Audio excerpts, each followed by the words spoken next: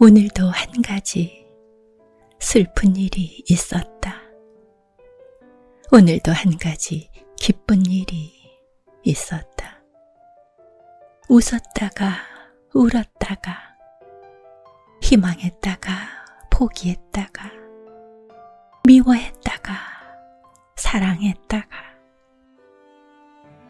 그리고 이런 하나하나의 일들을 부드럽게 감싸주는 헤아릴 수 없이 많은 평범한 일들이 있었다. 호시노 토미히로의 일일초란 시입니다. 안녕하세요. 감성편지의 김다원입니다. 하루에도 여러 번 감정이 오르락 내리락 했지요. 그런데 이런 감정을 부드럽게 감싸주는 헤아릴 수 없이 많은 평범한 일들이란 말에서 먹먹하도록 충격이 옵니다. 흐르는 물에 그릇을 씻는다든가 신호가 바뀌길 기다리다 길을 건너가 우유를 사온다든가 퇴근길에 집 앞 마트에 들러 아이가 좋아할 과자를 고른다든가 빨래를 개는 그저 습관처럼 하는 소소한 일들이 화났던 일을 내리게 하고 포기했던 일을 시작하게 하고 미워했던 일을 잊게 한다는 생각이요. 잠시 유튜브 채널을 돌리다가 마이클 영이라는 미국인의 노래를 들었습니다. 아메리카 갓 탤런트란 무대에 섰다가 인생이 바뀐 남자지요. 미스터 트롯에 나왔다가 성공한 우리나라 가수들처럼요. 그는 어릴 때 이모의 교회에서 노래를 부르다가 가수가 되는 꿈을 꿨지만 여러 가지 이유로 공원이나 도로에 청소를 하며 지냅니다. 친구가 지하철역에서 노래를 하면 하루 4만 원은 번다는 이야기에 지하철역에서 노래를 합니다. 무려 37년입니다. 그가 아메리카 갓 탤런트 무대에 올랐습니다. 수입이 얼마나 되느냐는 심사위원의 물음에 월요일, 화요일은 수입이 적지만 목요일, 금요일이 수입으로 만회한답니다. 그가 어디가 제일 좋으냐는 질문도 받지요. 여기보다 더한 무대도 더한 장소도 없다. 성공은 자신이 만드는 것이다 라고 답합니다. 그러면서 꿈을 놓지 말고 포기하지 말라는 노래를 합니다. 그 무대에서 준결승에 오른 그에게 기회가 왔습니다. 유럽의 대형 에이전트와 계약을 맺고 앨범도 낸 후에 가수의 꿈을 이룹니다. 그는 처음으로 여권도 받았습니다. 고단했을 삶을 산 그였지만 늘 희망을 갖고 산 그의 마음이 느껴지는 대답이었습니다. 그래서 제 책상 위에 놓여있는 책 제목이 눈에 들었나 봅니다. 행복에 목숨 걸지 말라 란 책입니다. 2년간 미국 베스트셀러 1위에 오른 책입니다. 저자는 심리학자 리처드 칼슨이고 미국의 유명 잡지 피플지에 가장 주목받는 사람이 들었고 오프라 윈프리, CNN 등 방송에 단골 손님으로 초대되었던 사람이었습니다. 그가 출장 중 비행기에서 45의 나이로 죽습니다. 이 책의 부제목은 지금 당장 버리면 행복해지는 사소한 것들입니다. 얼른 한 장을 열었습니다. 갑자기 닥쳐온 재난도 행복의 소중함을 깨닫게 한다. 우리는 삶에서 겪는 큰일들을 통해 많은 것을 배운다.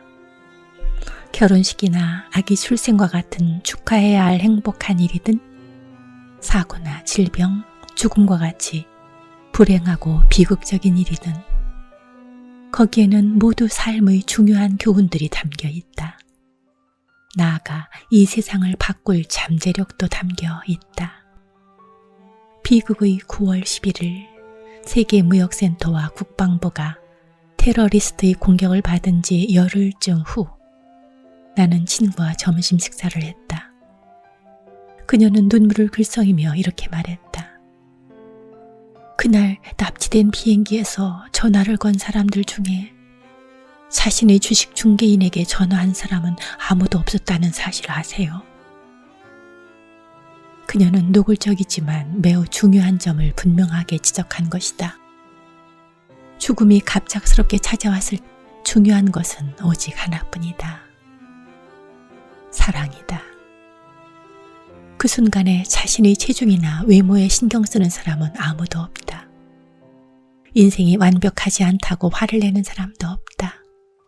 세금이 너무 많다거나 과거의 갈등이나 이웃 간의 다툼, 주차 공간 부족으로 짜증내는 사람도 없다. 주식 투자의 수익률 따위는 아랑곳하지 않을 뿐만 아니라 어떤 불만도 다 망각한다. 정말 중요한 것이 있다면 딱 한 가지, 사랑뿐이다. 그런데 왜 지금 우리는 사랑은 안중에도 없이 살고 있는 것일까? 크리스토퍼 몰리는 이렇게 말했다. 5분 후 죽게 될 거라는 경고와 함께 그 5분 동안 가장 중요한 말을 하라고 한다면 모든 전화기들은 사랑한다는 말로 넘쳐날 것이다. 내 친구가 아기를 낳았을 때 그녀의 부모가 병원으로 찾아왔다. 이게 무슨 대수로운 일이지? 라고 생각하는 사람도 있을 것이다. 하지만 그녀에게는 특별한 일이었다. 그녀와 부모는 10년이 넘도록 서로 연락을 끊고 살았기 때문이었다. 손자의 출생은 그들을 화해시켰다. 그들은 마치 오래전에 헤어졌다 다시 만난 친구처럼 이야기를 나누었다. 냉소와 어색함은 사라지고 생명과 사랑이 그 자리를 대신했다. 노력해서 된 일이 아니었다. 노력하려는 사람도 없었다. 이것을 날마다 기억한다면 멋지지 않을까? 왜 그렇게 할 수 없단 말인가? 예전에 쓴 책에서 나는 30년 이상 불행한 결혼 생활을 해온 짐과 이혼에 관한 이야기를 한 적이 있다. 어느 날 이보는 짐이 암에 걸렸다는 사실을 알게 되었다. 이러한 사실을 알기 전까지 그들은 서로 끊임없이 다투며 살았다.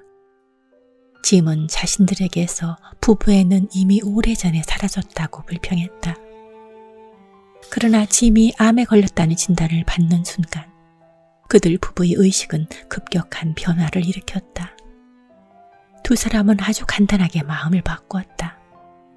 노여움과 원한, 조급함이 사라진 대신 사랑과 균형 있는 시각을 가지게 되었다. 그동안 자신들이 키워온 비상적이고 자멸적인 습관 밑에는 서로를 사랑한다는 감정이 자리 잡고 있다는 것도 깨달았다. 그들의 사랑은 정말 사라졌을까? 그렇다면 어디로 사라진 것일까? 어쩌면 그들 두 사람은 온통 나쁜 일에만 신경을 바싹 곤두세우고 있다가 암이라는 큰일을 만나자 갑자기 정신이 번쩍 든 것은 아닐까? 생명을 위협하는 질병을 발견한 후에야 겨우 느낄 수 있었던 그들의 사랑은 그 이전에도 그 자리에 있었다. 그렇다면 나쁜 소식을 듣기 전에 일상생활에서 사랑을 발견할 수 있는 방법은 없는 걸까?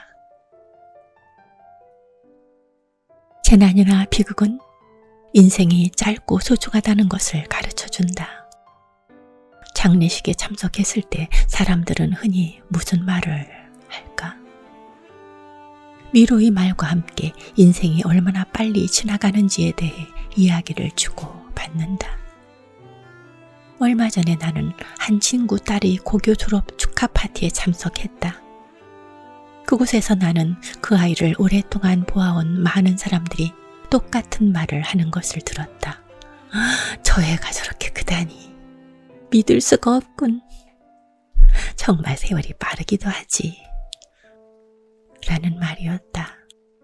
방금 전까지 모래밭에서 놀고 있었는데 어느새 고등학교를 졸업한단다. 그런데 그 빠른 세월 속에서 우리는 정작 중요한 것을 놓치며 살아간다. 세상을 살아가면서 그 과정을 즐기는 일을 우리는 왜 그렇게 자주 잊어버릴까? 왜 그처럼 모든 것을 빨리 해치우는 일에만 열중하는 걸까? 왜 그렇게 미친 듯이 서두르고 끝난 다음에는 슬퍼하는 것일까? 우리는 빨리 자라서 모든 것을 경험하기를 바란다. 속도를 늦추고 그 과정을 즐기는 방법은 없을까? 만약 그렇게만 할 수 있다면 똑같은 후회를 반복하지 않아도 되는 것이 아닌가? 재난을 통해 배우는 또 다른 교훈은 친절과 관용의 중요성이다. 가슴 아픈 비극이 있은 이후에 드러나는 관용의 정신은 경외심을 불러일으킨다. 넘치는 사랑은 우리가 인간임을 자랑스럽게 만든다. 사람들은 가끔 가슴이 시리도록 사랑을 준다. 나는 어린아이들이 자기가 좋아하는 장난감을 상자에 담아 가난한 아이들에게 보내는 것을 자주 보았다. 구급요원은 물론이고 보통 사람들까지도 자신의 생명을 걸고 전혀 모르는 사람을 구하는 행동을 흔히 볼 수 있다. 친절함과 관대함은 아주 자연스럽고 큰 기쁨을 가져온다. 친절과 관용을 일상생활에 가져올 수 있는 방법은 무엇일까? 나는 그것을 최우선으로 실천한다면 가능하다고 믿는다. 개인적으로 관련이 되든 안 되든 우리 주위에는 항상 큰일이 일어난다. 학교가 학생을 위해 있는 것처럼 큰 일은 깨달음을 주기 위해 있다. 그 깨달음을 일상에서 실천할 때 우리는 재난과 비극을 극복할 수 있으며 새로운 목적지에 도달할 수 있다. 행복에 목숨 걸지 마라.